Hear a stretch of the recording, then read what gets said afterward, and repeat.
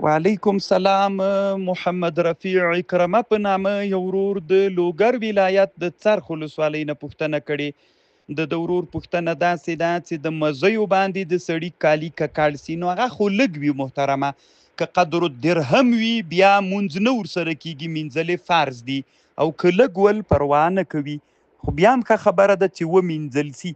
الله پاک د روغ جوړ لره کامیاب اوسه. وعلیکم السلام ورحمت الله وبرکاته. یو ورور عطاالله شاه په نامه د پاکستان سوات ساحې نه پوښتنه کړې. د ورور پوښتنه داسې ده چې امام کم حالت ته ورسیږي چې لمونځ پسې جایز نه ده.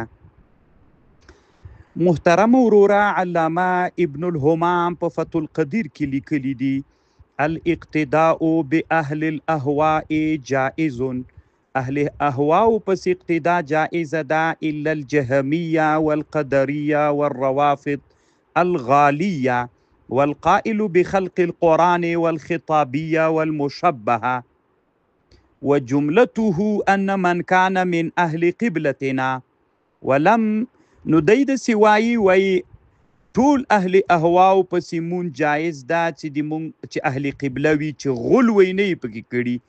دا غلو داسې حتی لم يحکم بکفره تجوز الصلاة خلفه، مون جایز ده خو کراهیت بیله مسله ده وروره.